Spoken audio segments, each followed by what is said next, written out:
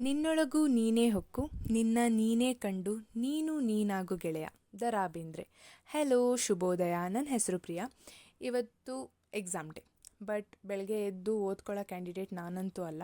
So ಲೇಟಾಗೆ ಎದ್ದು fresh up ಆಗಿ ಕಾಲೇಜಿಗೆ ಹೋಗೋದಕ್ಕೆ ರೆಡಿಯಾಗಿ ಅಮ್ಮ ಬಿಸಿ ಬಿಸಿ ಟೊಮೆಟೊ ಬಾತ್ ಮಾಡಿಕೊಟ್ರು. ಅದನ್ನು ಕೂಡ ತಿಂದ್ಕೊಂಡು ಬಾಕ್ಸಿಗೆ ಕೂಡ ಹಾಕ್ಕೊಂಡು ಬಸ್ ಸ್ಟ್ಯಾಂಡ್ ಕಡೆ ಹೋದೆ. ಬಸ್ ಸ್ಟ್ಯಾಂಡ್ಗೆ ಹೋಗಿ ಬಸ್ಸಲ್ಲಿ ಕುತ್ಕೊಂಡು ಕಾಲೇಜ್ನ ರೀಚ್ ಆಗಿದ್ದಾಯಿತು. ಕಾಲೇಜ್ಗೆ ಹೋದೆ. ಫ್ರೆಂಡ್ಸ್ ಯಾರೂ ಬಂದಿರಲಿಲ್ಲ. ಅವರು ಕೂಡ ವೇಟ್ ಮಾಡಿಕೊಂಡು ಆಮೇಲೆ ಅವರು ಕೂಡ ಬಂದರು. ತಂದಿದ್ದ ಬಾಕ್ಸ್ನ ಪಟ್ ಅಂತ ಖಾಲಿ ಮಾಡಿ ಅದು ನನ್ನ ಫ್ರೆಂಡ್ ಒಂದು ಚಾಕ್ಲೇಟ್ ಕೊಟ್ಟಳು.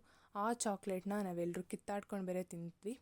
ಏನೇ ಹೇಳಿ, ಕಿತ್ತಾಡ್ಕೊಂಡು ತಿನ್ನೋದ್ರಲ್ಲಿರೋ ಮಜಾ ಮತ್ತು ಆ ರುಚಿ ಇದೆಯಲ್ಲ, ಅದು ಎಲ್ಲೂ ಸಿಗಲ್ಲ. ಸೊ ಹಂಗೆ ಎಕ್ಸಾಮ್ ಕೊಟ್ಟು ಬಂದೆ. ಎಕ್ಸಾಮ್ ಕ್ವಶನ್ಸ್ ಅಷ್ಟೇನು ಚೆನ್ನಾಗಿ ಬಂದಿರಲಿಲ್ಲ.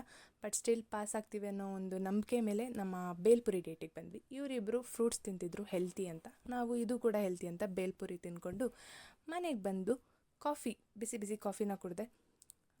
ಒಂಥರ ರಿಲ್ಯಾಕ್ಸೇಷನ್ ಆಯಿತು. ಅದಾದಮೇಲೆ ಸ್ಕ್ರೋಲ್ ಮಾಡಿಕೊಂಡು ಟೈಮ್ ಪಾಸ್ ಮಾಡಿಕೊಂಡು ಊಟ ಮಾಡಿಕೊಂಡು ಮಲ್ಕೊಂಡೆ. ಇಷ್ಟೇ ನನ್ನ ದಿನ. ಬಾಯ್.